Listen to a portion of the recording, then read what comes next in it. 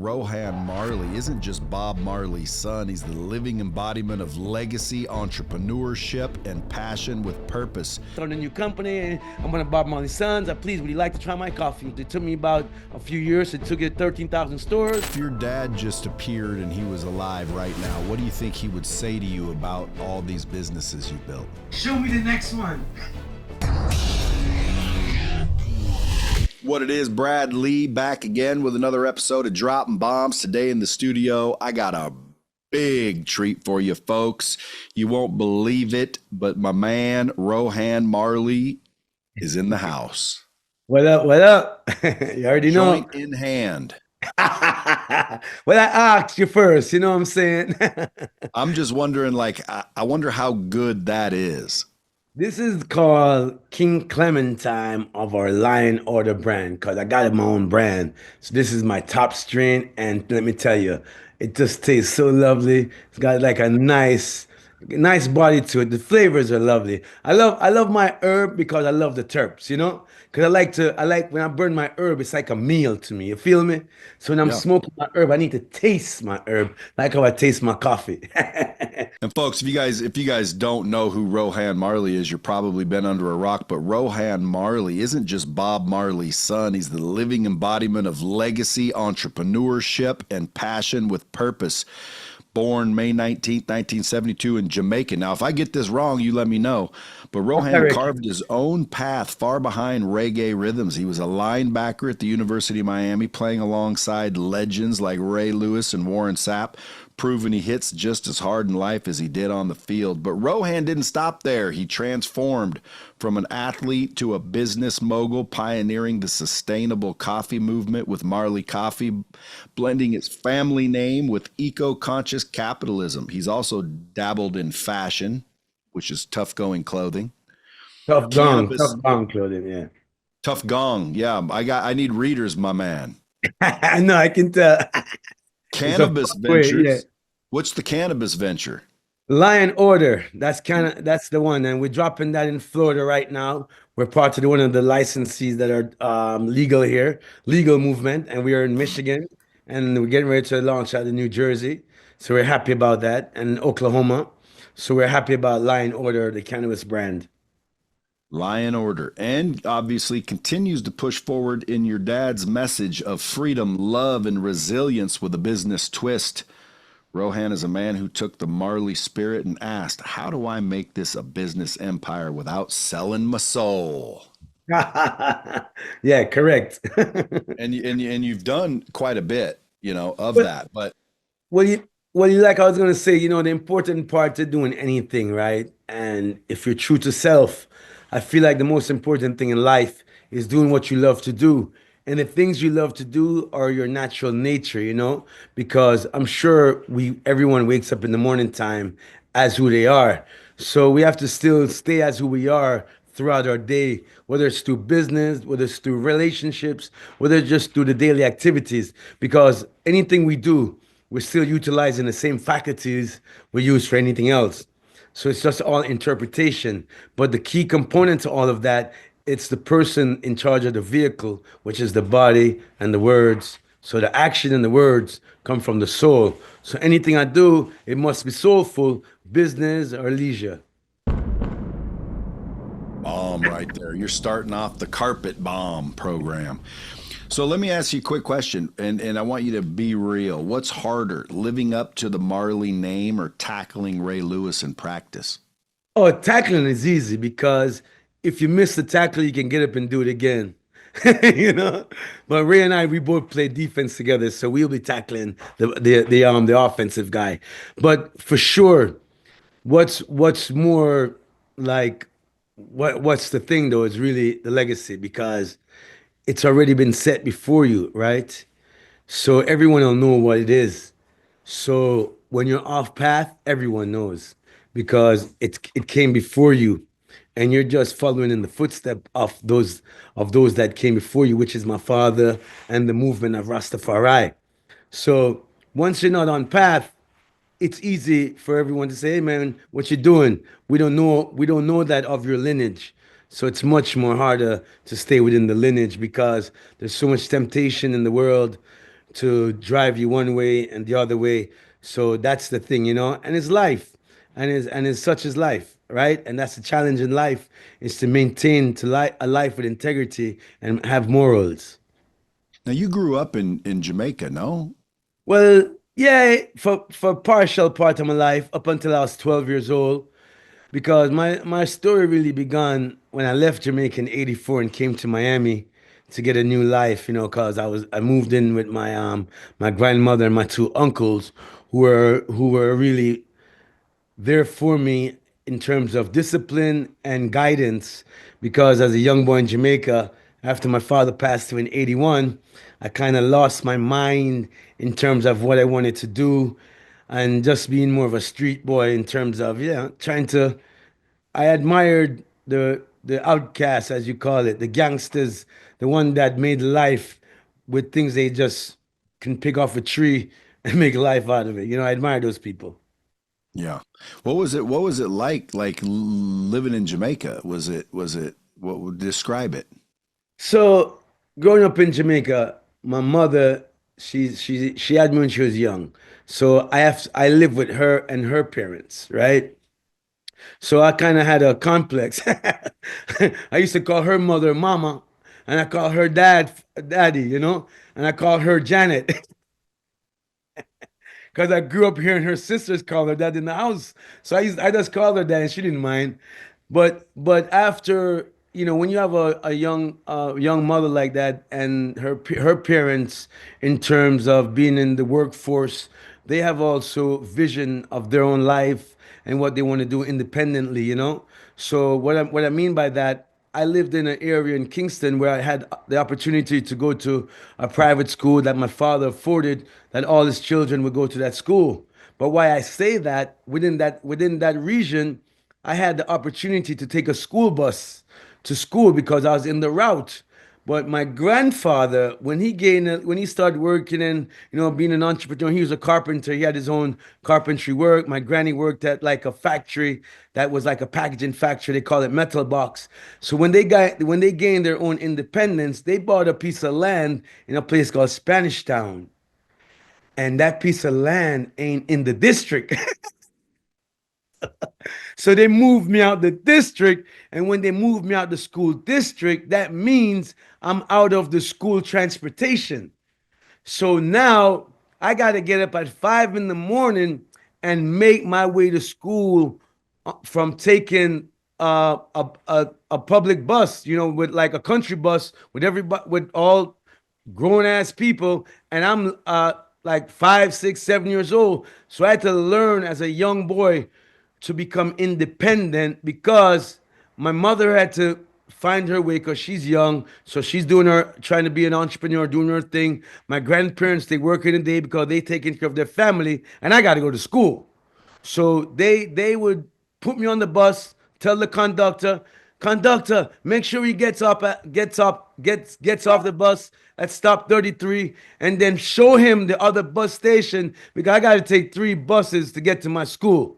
And then I was given like $6. So the $6 that they gave me, that was to buy my lunch, and that was my bus fare to and from. And as a little boy in Jamaica during them times, you passing all the little higglers on the street. Higglers are people who sell items, or young entrepreneurs. They sell items on the street corner. So as a little boy like me, during the Christmas season, all the higglers, they would sell like water guns, little toy things, little toy that. And I'll take my lunch money and buy these things. So I had no money to come home. So I had to figure it out. So I had to start to like, I learned how to like walk around the communities and pick up empty bottles and return those bottles for money. And I learned how to hunt birds and them type of things. And that's kind of the way I grew up to fend for myself, because the little money that my mother had, and the money that my dad would give her to, help out in the household and thing, that money was only for like food and really survival. So the extra stuff I want, like ice cream, like any little thing extra, I gotta find it myself. So that's what it's like growing up. And then growing up in Spanish Town, you're growing up around a lot of people where it's all different walks of life, a lot of road boys. So I had to learn to make friends with everyone.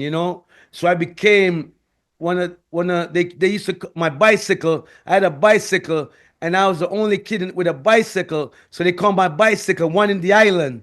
And anytime I take my bicycle out to my friends, I can't go home till 10 p.m. at night because they weren't bullying me, but it was a little bit of bullying. They would You take the bicycle, and I can't go back home without the bicycle because if I go home without the bicycle, my mother gonna bust my ass because I don't have my bicycle. And I can't go home. So I'm getting the bus ass anyway, but I'd rather get the bus ass with the bicycle than go home without it. You feel me? So that's what it's like growing up as a young youth.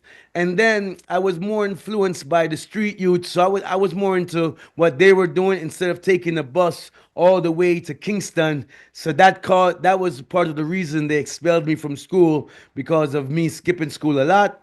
And between 81 and 84, when my dad passed away, I just flipped the switch. No rulership, no governance. So the only way they could save me, they were able to send me to my granny in Miami. My brothers and sisters got together, Mama Rita, my mother, they all agreed that the best thing for me in life was that my grandmother adopt me and become my parent legal guardian. This way I can get a residency here onto my citizenship, and that began in 1984 because my family moved to Miami in 1976 from Delaware, as you know. So that's a little so bit of the storyline. that's good. So you think that kind of helped build that entrepreneurship grit that you've got? Can I tell you something? Absolutely, because when I was growing up, right, I used to kind of be a little bit embarrassed of my past, right? Because I grew with nothing, as a kid. So I didn't want, as Bob's son, I didn't, people think you come born with a golden spoon in your mouth, but it's not like that for none of us. You have to make it in life. So I was a little bit embarrassed of that. Like I didn't want to tell people, I'm from Spanish Town and, I'm this. I was a little bit shunned of my beginnings. But what I realized as I got into trying to find my way after University of Miami playing football and wanted to be an entrepreneur, I was like, wait a minute, that's my story, man. That's what learned me to be an entrepreneur was me walking around picking up these bottles, selling these bottles to gain some money. Then I had to use that money to buy this and buy that and learn how to fend for myself. And then also learning how to budget that $6 that would have to take me to school to and fro and buy stuff on the way and do all these things. So that's where my entrepreneurial spirit came from. Always had to fend for myself to make a better way because when I'm cooking the food that I'm buying and stuff, that's not for me. That's for everybody in the community. My house, when my mother would leave the house and go to work, I would open the door and I let everybody in the house and everybody inside the house and they just eat up all the food because we bought the food anyway. So, so I was a little bit rambunctious and out of whack, and my family was a little scared for me because the type of friends I kept wasn't the normal friends. But for me, they're good people because, I played a lot of soccer with them. I learned how to swim with them. We would jump in the canal. I learned how to hunt with them. I learned when I'm hungry that I can go in the cane field and break cane and eat cane, but not knowing that it was private property and we were being chased by a ranger. But that's another story. How So you we how grew up like that, man. what was your age when you started smoking the ganja? Well, about I would say 6, 7 years old, 6 to 7, 8 years old. One of the memorable times I had, right? So I thought I was a grown man. The only way I can gauge my age is because my father passed when I'm 9 years old. So all these things happened before he passed away. So I'm like 6 or 7. So I remember one time I was at my dad's house, and it's like one of these days, people are there to see him. So there was this lady from Germany, and she was like sitting on the steps there, right? And as a little boy, she's just sitting there hanging out. And I'm walking by her as a little boy. And when I look to my left, this lady, she's in a skirt and she's not wearing any underwear. So I'm like, wow, we've got bush. So that was rude. So I walked around the back and I got somebody to make me a big old spliff. I got this big spliff in my mouth. But remember, I'm little. So I'm going to show this woman that I'm a man. So I remember walking around the corner and not being able to see her like where she is until I break the corner. When I came around the corner, man, I had this big spliff in my mouth to take a second view. And when I looked, man, it was my dad standing there. He says, "Hey boy, what are you doing with that? Who gave that to you? Get out of here with that." And blah, I got into trouble. So that was one of my first experience. Then another time, what made me gain my respect for the herbs and the level of the herb, because we treat herb as Rastafari people as we grow older as a sacrament. But as a young boy, about 7 years old, I remember sitting with some of the band members of the Wailers and some of the Rastafari elders in the circle, and they were praying and passing the chalice, and then to pass the chalice, you cannot cover your head, your crown, your temple, so you have to uncover, because as a Rastaman we wear a tam, so all the Rastafari man elders and brethren, they took the tam and they rested on their knee and they take the chalice. And before you pull the chalice, you have to say a prayer. Let the words of my mouth and the meditation of my heart be at one in the sight of the Most High. Jah Rastafari. And then you lick the chalice and you blow the chalice and you bun Babylon. And when we do that, we chant Naya Bingi. And that Naya Bingi, when we beat those skins and smoke the herb, we burn corruption and we burn all oppressors against all nations. Because Rastafari is for the oppressed people, all people. It's not about color, creed, or ethnicity. It's about humanity. And when we smoke the chalice as a sacrament, we pray in a divine order and a divine self and awareness that we want to awaken the higher consciousness of all of the beings and all of the greater ones, that we can purpose this life through love and togetherness. And we as Rastafari people, we chant Nayabingi and we burn our chalice to give praises unto the Most High. Jah Rastafari. you, you make me want to be a Rastafarian. Yes, man. We all are, because it's not how you look, is really how you are. Well, then I am. You dig? Hey, so what would you say to all the people in the world that say you can't smoke weed and still succeed? You've proven that one wrong. What would you I say to them? mean, it's like ask the guy that is spending 9 to 5 behind the desk. What's the most popular thing after work? Go drink a beer. There you go. So, can you function while consuming alcohol in your life? You dig? Do people function by consuming what tobacco, which is not same comparables, but do people function just in speaking on a recreational standpoint, not even getting into the medicinal component, not even getting to the theories that we as Rastafari people know what it is for I and I, but just by choice of a natural resource provided to us by creation, we can function with creation? Whoever says this is an absolute idiot. And whoever thinks like this is the same guy that has no problem getting a prescription, going down to the pharmacy, and have some guy put a bunch of chemicals together and tell him that's going to help his bloodstream and Yep. tell him that's going to cure him. Yeah, but I'm saying, no, man, this thing got the same, the components that you're finding in that thing that they've turned into a chemical, the beginning of that component actually is herb. You know what I'm saying? So because we don't combine all the chemical with the herbs, they fight that, right? And it's a pharmaceutical issue. It's not even a man issue, because people that burn herb don't talk against the herb. You know what I mean? It's like everybody with choice, right? Just because you have choice, no, just because you have choice, people talk against your choice. What? Every day they fight these things. It's like the Republicans and the Democrats, they're fighting over whose choice is better. What do you mean? You know what I'm saying? It's all choice. You're fighting over my choice of life. You're fighting over the things I love that makes me happy, man. You know what I'm saying? I'm not Sounds fighting foolish, you. doesn't it? I'm not fighting you. I don't burn my herb to come in war with you, man.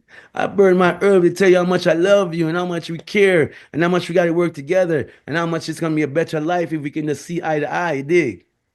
How many people you think are sitting in jail because of herb that are now like it's not even fair because it's all pretty much legal now? And that was my whole concept of life. When I came to America in 1984 and learning about the Coptic movement and how, as Rastafari people, we were able to industrialize cannabis, right? When those people were arrested, my whole life was to go to school, go to University of Miami, become a lawyer so I can free these people that were wrongfully persecuted just because of a plant. You know, the same plant that's today is legal and the same ones that were turning against it, they're the biggest investors. You dig what I'm saying? It's now a government system. It's now federal, well, not federal, but state, but it is federal to a point, you know, because you have to there's some abidance that goes with that. Because if you talk about THCA, which is the same hemp plant with the same derivative, just a lesser a THC component, that's crossing state lines. You know what I'm saying? So it is federally legal to in its essence. But here we are with a bunch of people federally persecuted for this medicinal plant that we consider something that not only can it heal mankind, but it's also industrial. It's a part of the industrialization of the people who choose to use it. Just like others turn other things into things that can benefit their future and their generation and their legacy, the same thing that we choose to do with this plant. Just like people make pineapple juice with pineapples, we're using this plant for many of our resources. And one of them happens to be we smoke it. Is it legal in Jamaica? Well, in the same, pretty much the same way it's legal here, right? There's laws and there's ways about it, and yes, in a sense. But as far as Rastafari people, our choice is legal to us. Yeah, not only that, you can claim it's part of your belief system. Yeah. But in terms of government, it's legal, yes, because we have dispensaries and there's people with permits like we do here in the state of Florida, as well as in New York, Michigan, et cetera, et cetera. So your cannabis venture somewhat new, yeah? Yeah, I started in 2022, launched on 4/20, 2022 in Michigan because that's where my story led me from University of Miami to Michigan. And now that was where my genetics, I developed all my genetics because if I'm going to smoke the herb, right, my herb, I have to know what it is I'm burning from A to Z, right? So I built my own genetics to what I want. So my genetics, I developed them in Michigan, and now with with with um with with the new rules and the laws here in Florida, which is all medicinal, I'm doing the same thing here in Florida. Is developing my genetics with a company called Gold Flower, and we're working out of some dispensaries called Ideal Dispensaries here in Florida. So that's my new business here, and we're launching that here in April, end of April, and then we're also going to launch New Jersey in Harrison, New Jersey, in the cookie store in June. So we're looking nice and lovely. And then again, here in Florida, we're gonna also come between now and September, we should have our first coffee shop moving along with a group called Dorsia, which is just, it's in its developmental stage now. So I'm getting all my machinery goods and stuff because anything I do, there has to be a story to it. So when I talk coffee, right? If I'm going to tell you about coffee, I'm a coffee farmer. But a coffee farmer isn't a machine expert. And in order for me to get a cup of coffee, I need a machine. So when I think about machinery and precision, I always have to think about the Germans, the Austrians, and the Switzerland, and that type of mentality, right? So when I think of coffee shops, you need a machine for it to work. I had to go to Austria, Vienna, to find the birthplace of coffee shops. They began the coffee shop philosophy in the 16th century. So if I'm going to do something, I want to do it with the people that know exactly how to make a good cup of coffee, right? Because a farmer and a coffee maker are two different people. You understand? Raw Yeah. material and a finished product. But I see myself at king or whatever I'm doing, and king just mean expect premium quality from this person. That's what it is. I govern myself in that way that what I have to offer is a premium quality product, whatever it is. From what I drink is what I'm sharing with you. So my coffee shop concept is being built with that machinery storyline and processing storyline, efficiency, just like you know what the engine system is over there. And I'm Sure. taking my success story out of Chile because since I launched the brand in 2010 up until this day, we're probably one of the number one coffee product in Chile right now with a few shops. But here I'm going to expound on the vision that we, the Marley family, we got here in 1976. Come next year, we're 50 years in South Florida. So this is our legacy too, you know? And this is really life after Bob. What are we doing today? And it began in 1984 when I moved here to Miami. And you started that shit, yeah? Absolutely. I stumbled up on a piece of land in 1999 in Jamaica because I left UM at night in 95 and I didn't know what I wanted to do with life because after leading the team in tackles, obviously playing at that level, kicking ass like that, you're supposed to be in the NFL, right? Because I'm playing with the same people that are playing in the NFL and I'm dominating those people that are legends in the NFL. So why they're no different, but the only difference is they're 260 pounds and I'm 200 pounds. So the durability, it was a durability thing, you know. It wasn't really if I can play on the level or not, but it's a durability thing. And you can't, as an investor, you can't, that's a business there. So it for me it would be really a short term thing. And I was thinking about the risk in terms of short term lifespan. I didn't want to cripple myself, like break my legs and stuff anymore, just for 2 years in the league, trying to fight my way through, but injuring myself and then not having the lifespan that I desire. I said no, I stopped it and went to play soccer. But I know I couldn't do that for long term either. But I still have this passion of and this activity within myself to really go forward, be the greatest at that. So I was able to transform the passion I have for sports and put that towards life, which is now how do I get into business? So when I bought this land in Jamaica, I said, you know something? If I'm going to do business, the business got to be like me. I'm the one to be like the business. So I said, what am I? I'm a Rasta man. I'm Rastafari. So what does that mean? Well, what do you have? You have a piece of land. What do you do with land? You grow things. What do you do with what you grow? You eat the things you grow. I said, well, if I'm going to eat from this land needs to be ital. What is ital? Ital is an organic thing. So I started a whole organic movement in Jamaica. From then, went through the whole system of getting my certification and started a sustainable organic movement. But I began that because I asked the community, hey, let me ask you something. What is this community known for? They said coffee.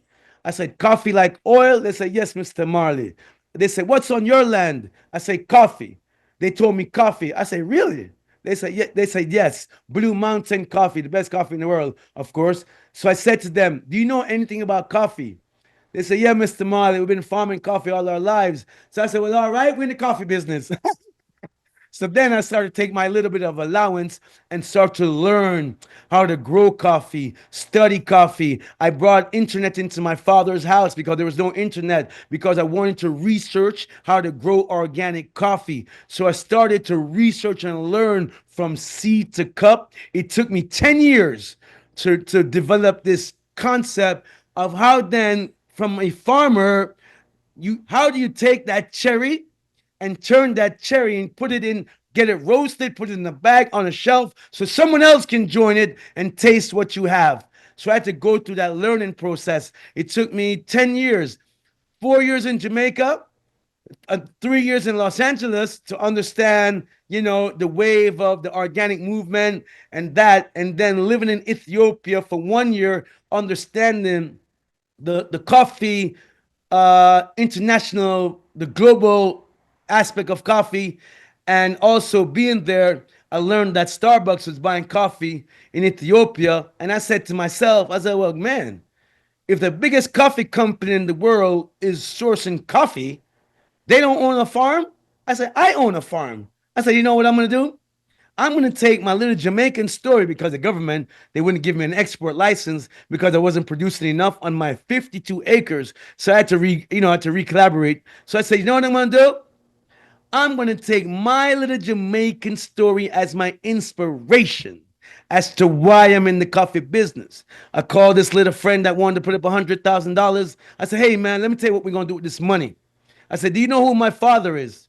He says, yes, Bob Marley. And I said, do you know that my father is a universal man? He said, yes, Rohan, I understand that your father is universal. And I do know that. I said, do you know that I am also universal? He's like, all right, what are you trying to say, Ro? I said, do you know that coffee is universal? Here's what we're going to do. Screw having a Jamaican company. We're going to do exactly what Starbucks is doing, sourcing coffee from all over the world. But most importantly, why I mentioned that coffee is universal. We're going to start with Ethiopian coffee because it's the birthplace of Rastafari, birthplace of civilization, birthplace of Haile Selassie I, and most importantly, the birthplace of coffee. So I came back to America. That clothing company, Tough Long, you talked about, I was doing that between 2004 and 2007. I launched it, got into a few stores. That's another long story. But I failed at that. But guess what I did do? I created an archive of artwork and materials and stuff. So what I did, when I came back from Ethiopia in 2008, I stripped all of the art from the garments and made a coffee bag. And Right on. transform. Instead of putting people's bodies in the pan, I put beans in a bag. And that's how Love I got to it. And then I made my way, started to do the cupping, and I met someone on the road that was actually a buyer from Whole Foods. He got me into a couple of Whole Foods, and I was out in front of Whole Foods. Hey guys, hi, my name's Rohan Marley, starting a new company. And I'm one of Bob Marley's sons. Please, would you like to try my coffee? And I just started talking like that and got people to try my coffee. And I went from one store, two stores. It took me about a few years. It took it 13,000 stores. And now I'm back. I kind of stepped off the platform from 2016 and my family took over, made it a licensing company. But now I'm back to bring it back to life and bring all my conceptual ideas into one house. And that house is here in Miami, where we started in 1976. Damn. So Yes, you make sir. it sound easy, dude. What would you tell entrepreneurs who want to make their passion into profit? You got to talk about it. And when you talk about it, you got to talk about it till you get it, right? And when you get it, you got to see it, right? And if you see it, you can get to it. And once you can get to it, the thing you need to make it happen, manifest it, you're gonna need money. So then if you can get to it, you got to find somebody you can talk about it with because you get it, and then you can show them what it is you're trying to get. You got to paint the picture. And yeah, you got to paint the picture so they believe in you because you have to believe in you first, right? But you got to see it you got to see it like on the shelves. So this way you can tell a story, man. It's like you got to write the book first, man, then make the movie and then get people to watch the movie, you know? Yeah, And that's you what I'm need, talking and about. then, yeah, and that's how it is because it takes one person to write the book. You know what I'm saying? But to make it into a movie, you need production house, you need this, that, and the third. But if you give them the book, they get it.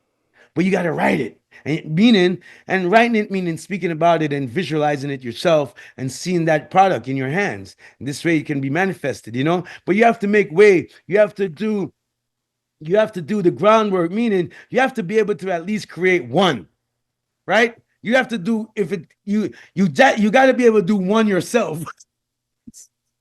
Just one, like a And baby. yeah, you gotta do one, you know. If you can do one, you can do two. But get that one right. You know what I mean? There it Get that is. one right. Bang bang. That's the bomb, folks. I'm telling That's you, right.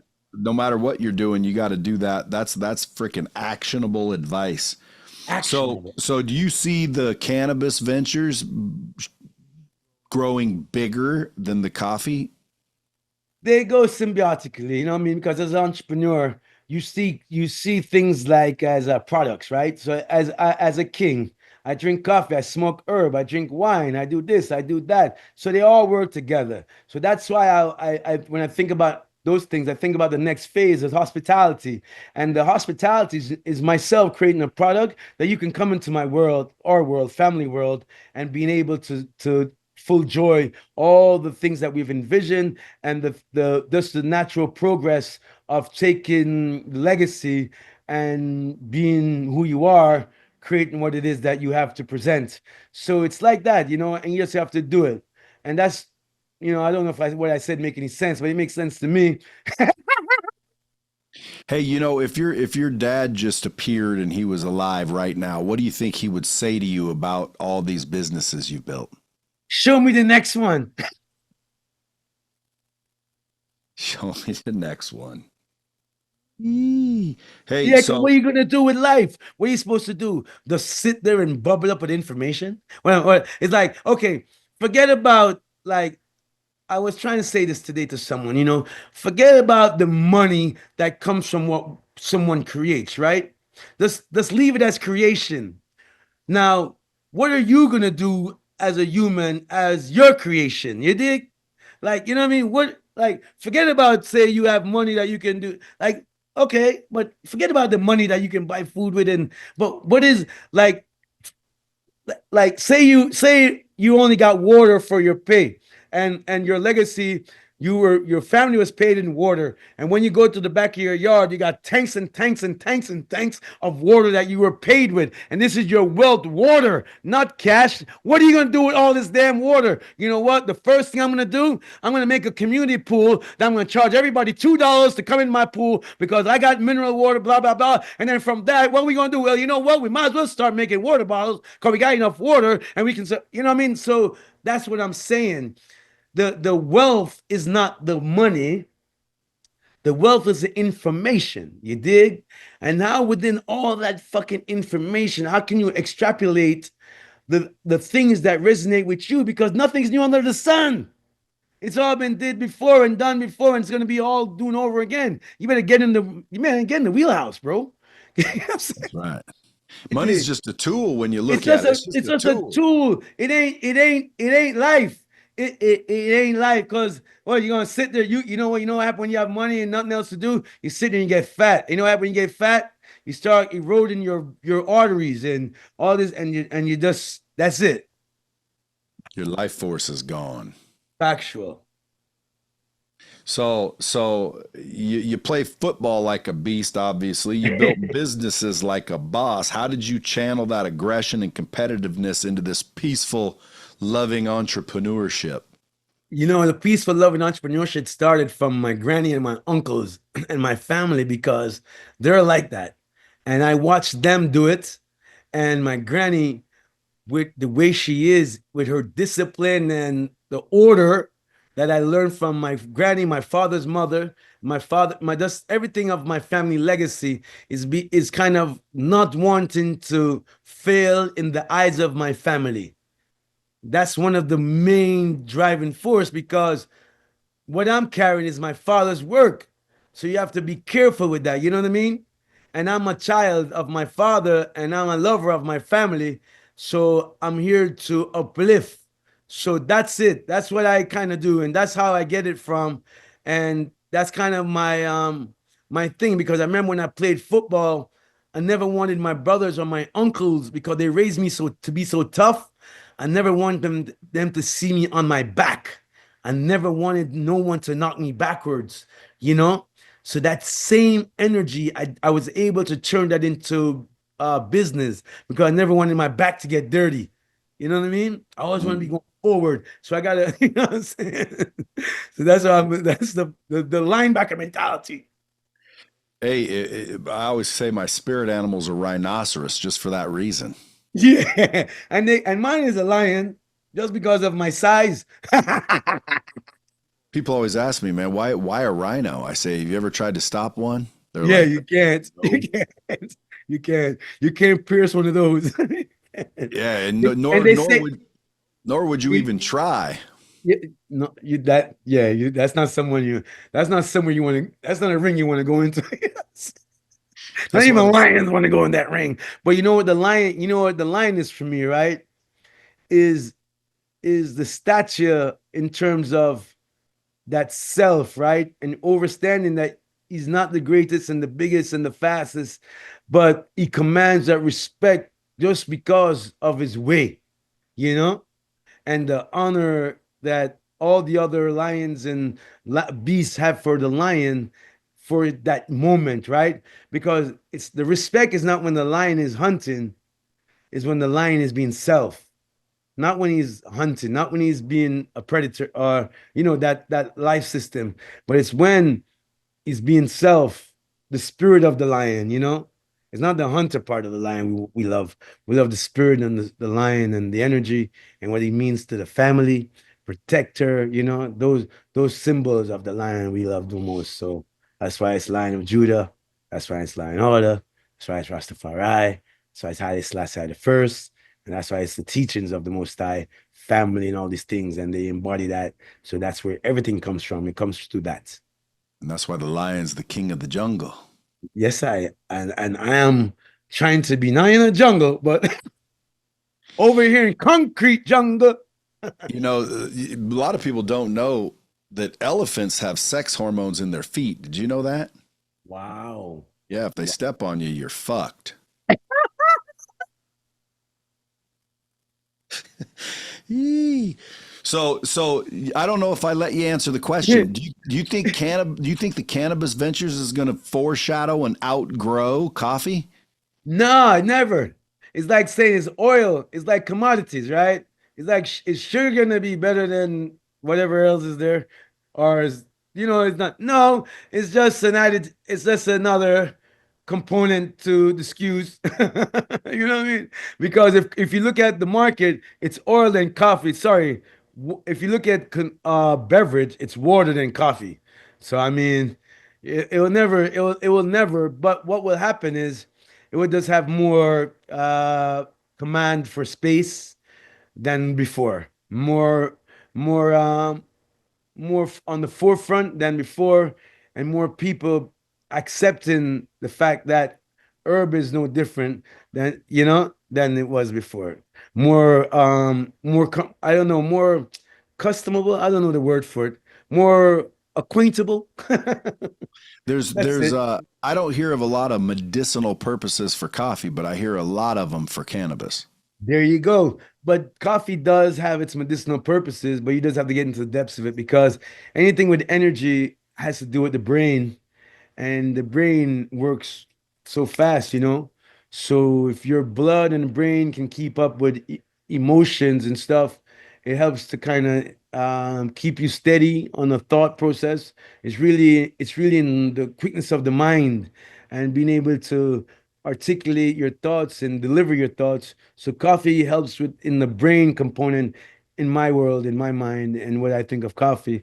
And the herb soothes me, so I'm able to flow right there. That's where the balance comes in.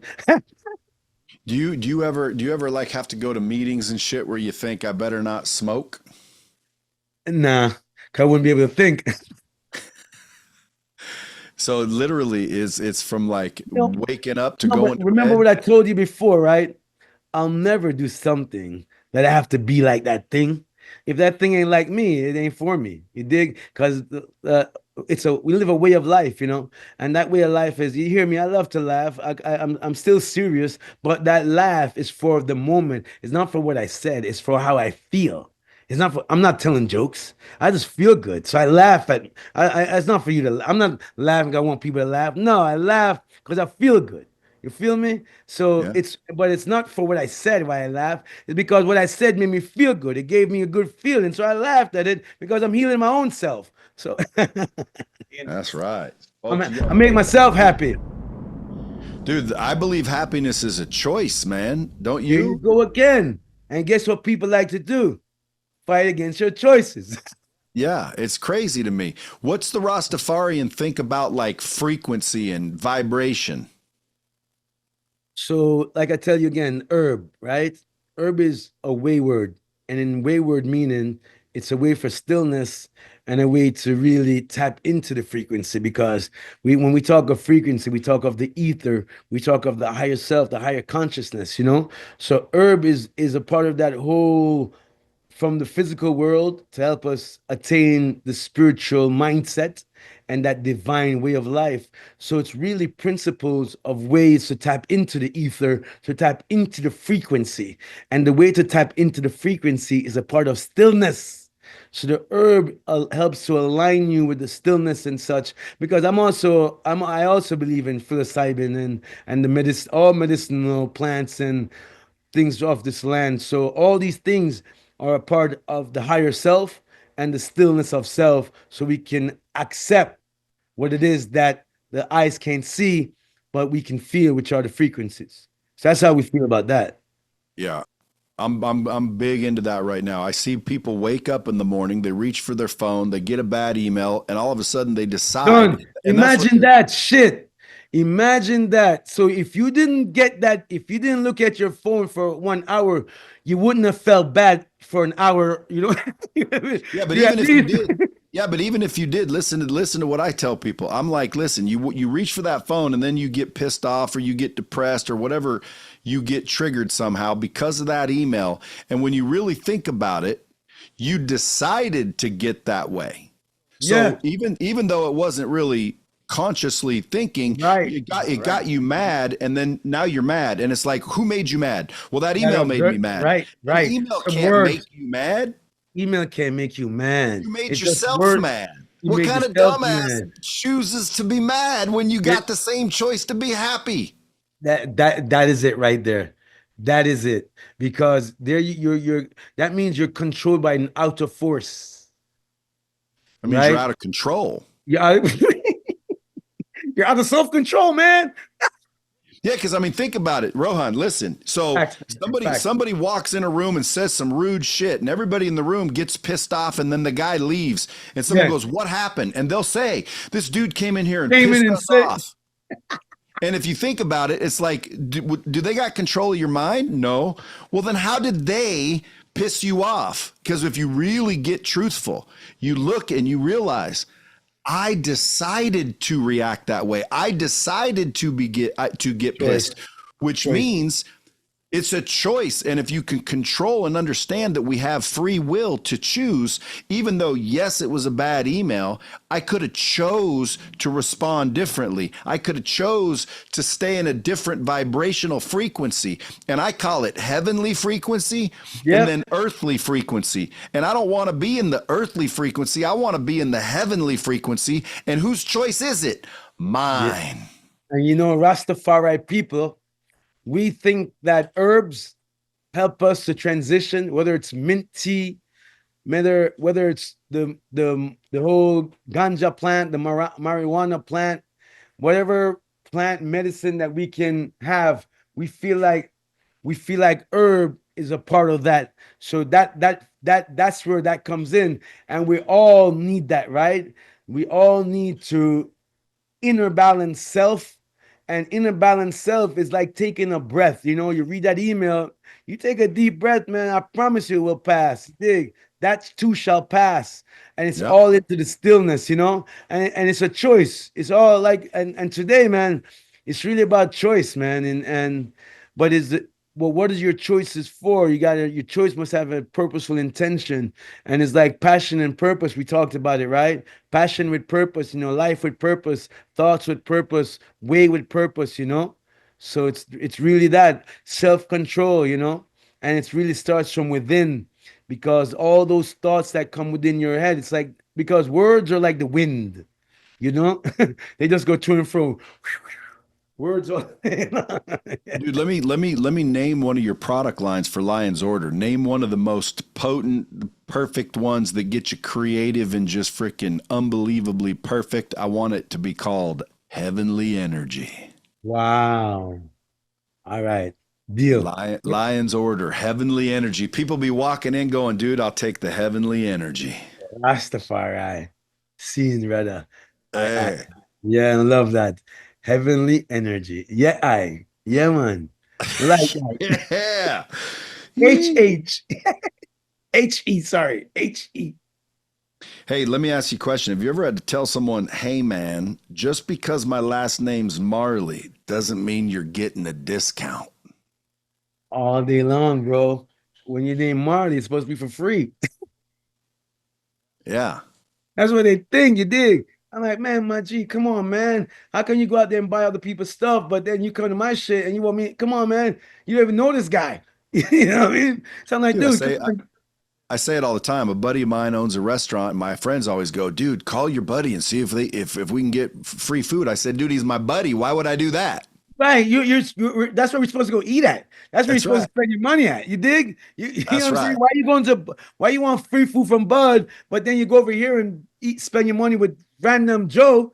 Fuck out of here. Yeah, and they do it, and Pardon me. people do it all the time, dude. They all day long. It's People like go unbelievable. to school with they know no one else with a coffee company. You think they'll be like, hey, let me drink Rohan coffee. He's like, bro, Rohan, blood, sweat, and tears. I know Rohan for so many years. Let me drink Marley coffee because I know Rohan and he's a good guy and his coffee is good. I heard about it. Nah, motherfuckers rather drink some other trash when my coffee Soldiers, is good. You know what I'm saying, though? Yeah, they are. And then they act like they really love you when they really don't. They yeah. just want you to fucking fail. Or worse, they call you up and they say, "Hey, dude, I'm opening a restaurant, man. What kind of deal can I get?" What kind of deal can I get? And they can't call no one else and say that shit. Yeah, let me And let me you key say, into man, I your can't give you coffee. no deal right now. They say, all right, man, I got to go with Joe. You know what I'm saying? I can't give you, you know what I mean? Where's the friendship at, man? I'm just starting up like you. Talking about it's a business. So, so with Marley Coffee, you pushed through sustainability before it was trendy. So, like, Yeah, long ago. I was the yeah, first organic farm in Jamaica. When I was talking about sustainable, that didn't exist. Nobody knew what that was. I was one of the first organic coffee company, you know what I mean, in America too. I was one of the first guys. My family even went house to Marley because Rastafari were italists, you know, and that italist is an organic, that whole organic movement, right? So we were on that because anything we do, Rastafari people, man, is earth friendly, eco friendly from day one. So ital is like we don't eat from the animals, we don't do this because we don't want to partake in anything with any blood sacrifice, right? So we stay away from any blood sacrifice, and that's how we all started out because, like I said, the business got to be like us, not us like the business, because we're not I like chasing that. something. We want to build a legacy that we want to, and that legacy is sustainable, right? So my sustainable idea, that what I learned about sustainability was that when I went into the community, I figured that, man, I live in New Jersey. I'm buying this piece of land, but I don't really own this land because I can't take this land nowhere. I'm just a steward of the land. And there's a community that lives around this land that needs to find things to do, like work. So I figured if I can create a job opportunity with this land, I can create a workforce in the community that wouldn't be something with chemicals that was going to deter their life. So I decided to do it the Rastafari way, not the just the money way where I want yield. I need 10 times the yielding. No, I want 10 times the lifetime. So instead of that, I chose that, hey, you know what? I'll double the wages and I'll make this farm. The farm is what's going to help this community to develop and grow and help them to send their kids to school and do what they can do, things they were not doing currently. So that's how I learned about sustainability, was being able to use this farm to help sustain the community, and it was a cycle, right? Each one help one, right? Like that. So we need each other. Well, you saw it before it was trendy. Now it's trendy. Everything's Yeah, organic. everything is organic, sustain. I was that in I 1999. What do you think? What do you think the next thing is? All these people are sleeping on right now that'll be big in the next 5 or 10. All right. I'm gonna say this because I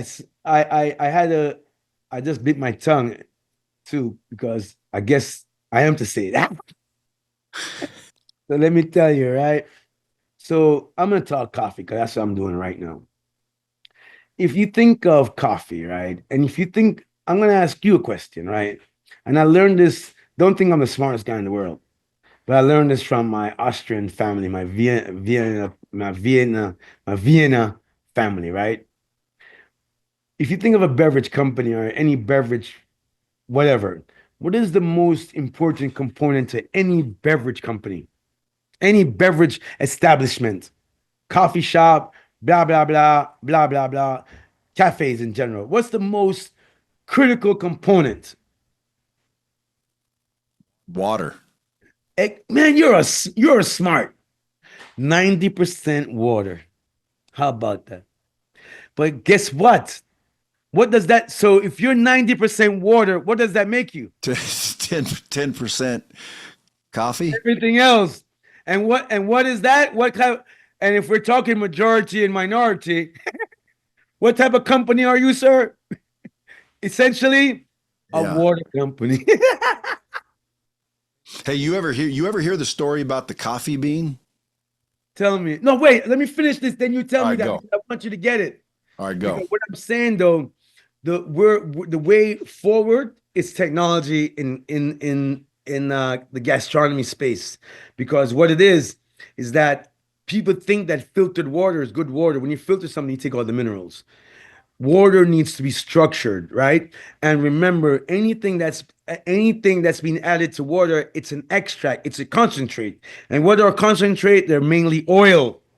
So oil and water don't normally mix. So if the water is not constructed in a way that it can receive the whether it's a coffee extract or whatever oil component, it's gonna have certain pockets of higher content of that product, and that's where you get the acidity level, right?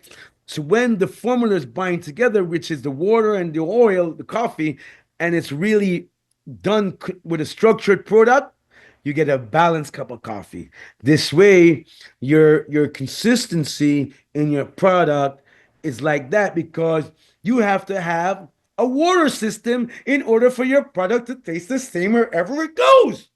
And that's what it is. And that's the future is technology and how to cross brand the products that you need to create a cup of coffee.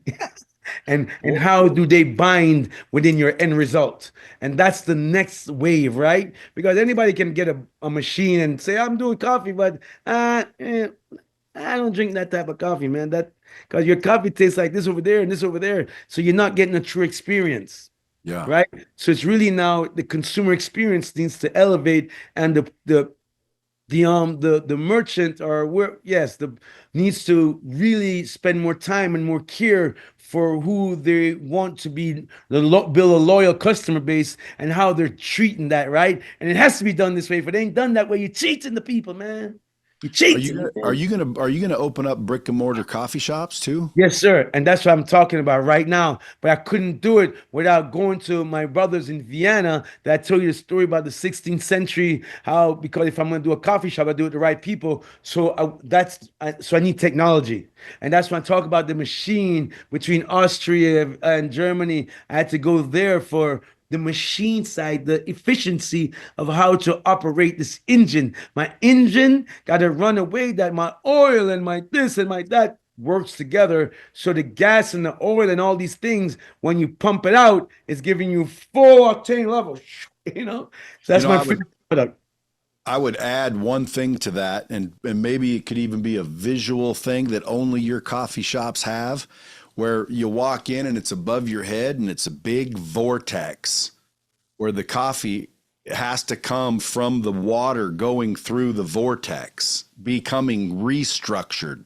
Wow, you know something? I have it because I have to have it in the shop because of the because, but not up not in maybe not visually how you pronounced it, but conceptually, yes.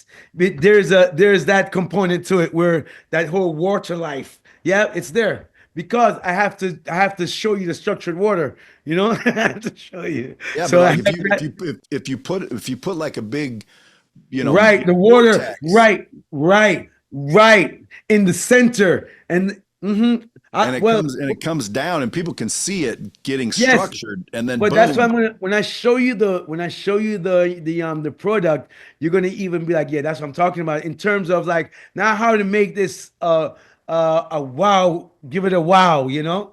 Yeah, And then on the love that and then on idea.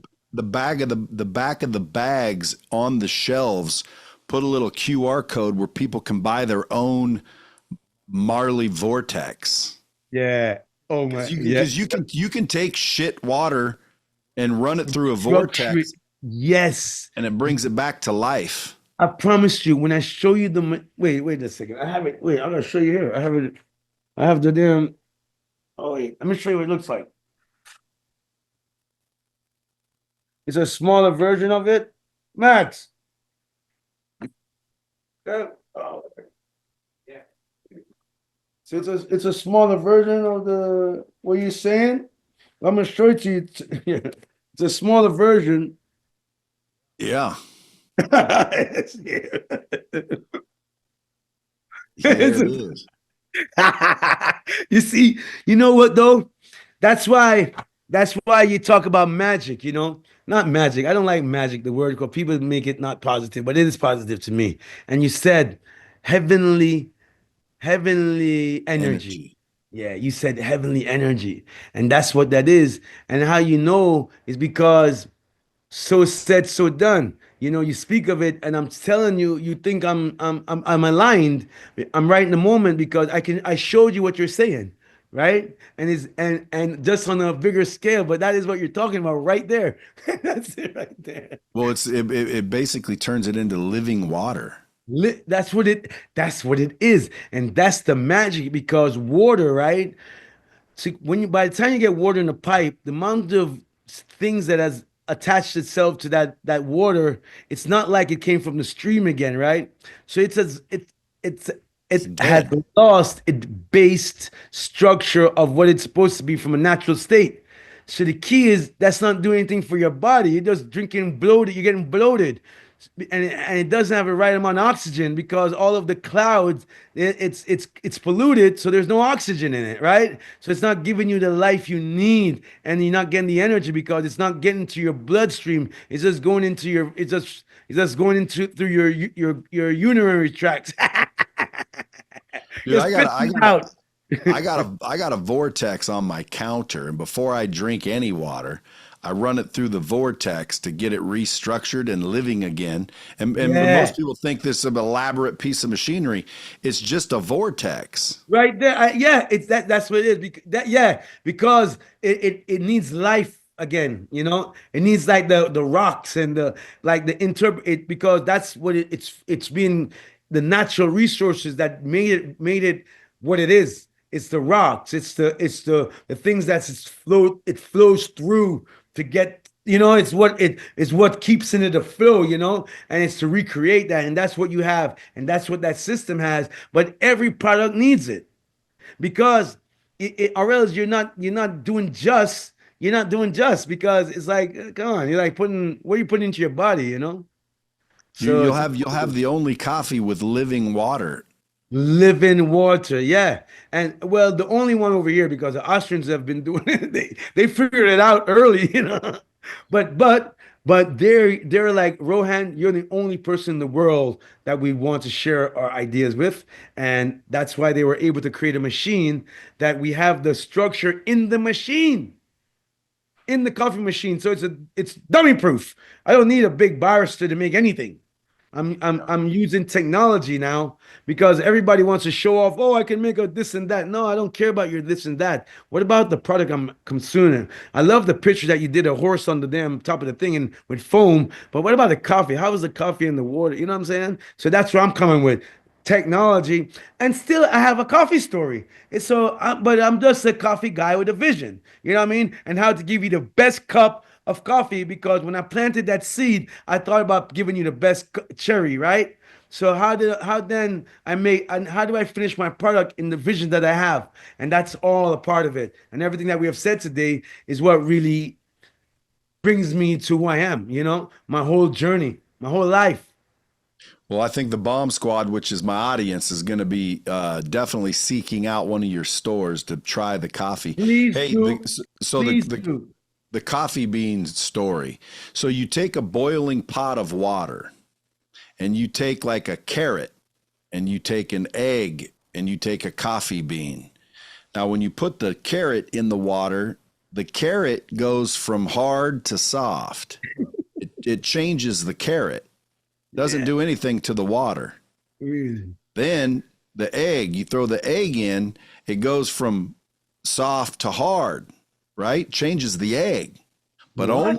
only the coffee bean changes the water. Because if you throw a coffee bean in water, it changes the water Mm-hmm. into Mm-hmm. coffee.